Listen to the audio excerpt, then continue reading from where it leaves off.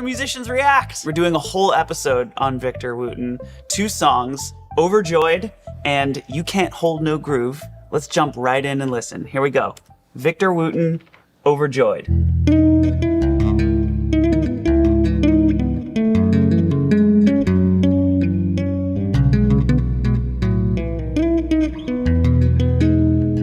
What a great song. Oh, man. I love that song so much. What kind of strings is he used? I know that's a silly first question to ask, but and that's obviously the wrong question, but I'm going to ask it anyway because they sound so particular. They almost sound like nylon strings. This is Charles Berthoud. He's a bassist, classically trained pianist, and multi-instrumentalist. He's played all over the US, and his YouTube channel has over 1 million subscribers and over 130 million views. A little bit, yeah. It's got a little bit of that like percussive sound Yes. to it. I do know that he uses a really nice Federa yin yang bass, and so like it gets that really nice tone where it's like deep but also very crystal clear and just beautiful sounding. Very full spectrum. Yeah, exactly. Which makes sense for a solo bass player. You're going to want something that occupies the entire sonic spectrum. Yeah. You don't want something where it has no highs. Even the reverb is a bright, crispy digital reverb that rings out on top. You know, he's giving you the full highs and lows, even though he's playing a bass. Yeah.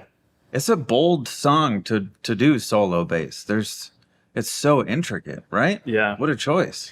Yeah, he does it in a very like pianistic way. There's a lot of kind of call and response between the hands. Like, you know, there'll be a melody in the right hand and then the left hand will kind of come in with like a counter melody. And it works so well for this song because it's just got such nice, intricate harmonies. And yeah, it's just so beautiful. Are there like things that he's doing in this performance that are like Wootenisms? You know, like the little trilly thing that he did during that, like the second verse. Something like that, yeah. So he's doing right hand tapping. Yeah. Okay. Yeah, he's like doing a lot of pull-ups.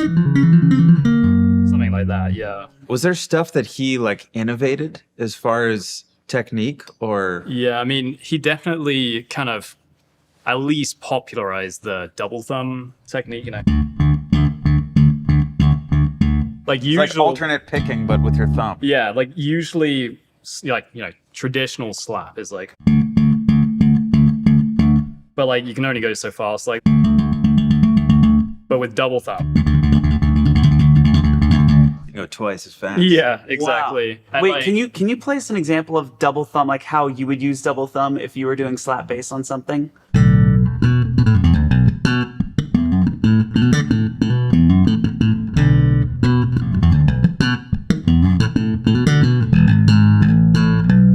So you're basically doing 16th notes, digga digga dot don don ga, yeah, and you're doing double thumb for those 16th notes when you go super fast. yeah, exactly. And what was this thing you mentioned after double thumb?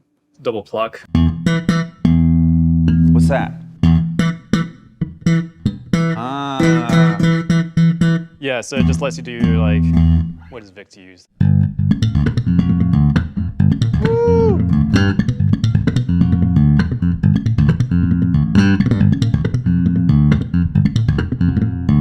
Okay, so you're doing dakka on your index finger and then your middle finger Yeah. on the top string. Yeah. Can you slow that down for us so we can see it one more time?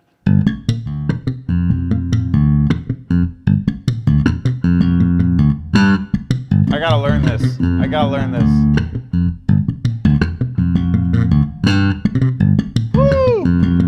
Yeah. That's so cool. Oh, that is so cool. I wonder if slap bass is more fun to play or to listen to. Because That's a tough one. right? It is. It's really so fun to play, right? Yeah. Yeah. It's like the most satisfying. When I started playing, I'm not really a bass player. I started playing bass with Ben Folds, and I YouTubed slap bass, and I learned this one lick, and I've played it hundreds of thousands of times. It's just so. It's the only thing I can do, and it's so satisfying. You want to play it for us? Yeah, I could play it. I mean, I could play it for you. Play it for us.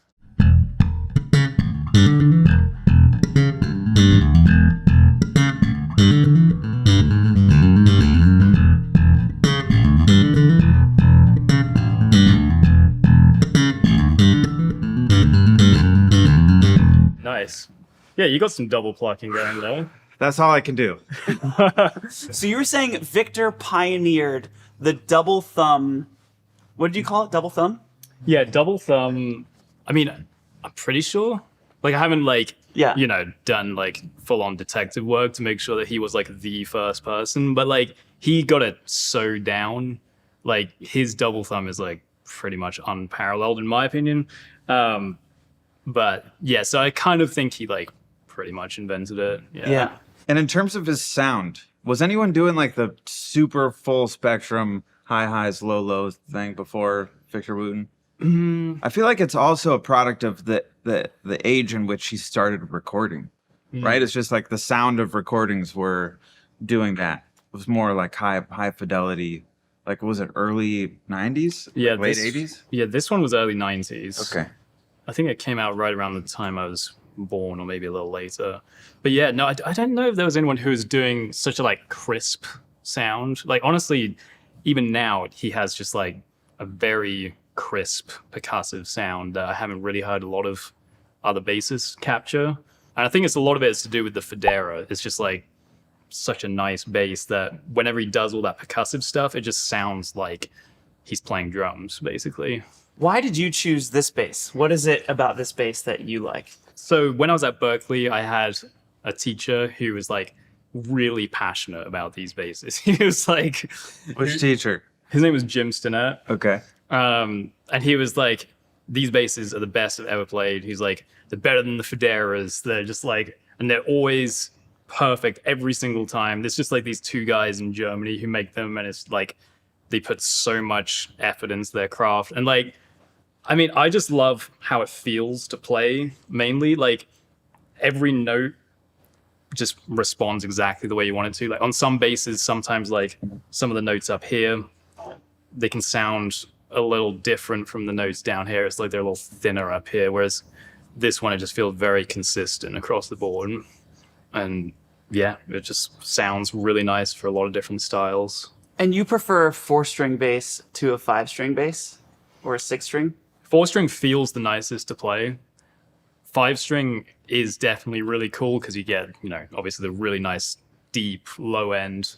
6-string is also really cool for like tapping. You can get some really nice complex chords you don't usually get on a 4-string. But 4-string just feels the best in my opinion. It's also like the easiest to slap on. I think there's just more space between the strings, so it's like you can just get in there more. Four string is easiest to slap on. Yeah, in my opinion. Is he playing? Victor's playing 4-string here. Yeah. Yeah, Victor kind of doesn't really play 5 or 6-string that much. Was he one of your biggest influences? Definitely. Yeah, I mean, he was definitely like the guy who made me want to take bass in a different direction. Like, not just playing traditional bass lines, but also doing soloistic stuff.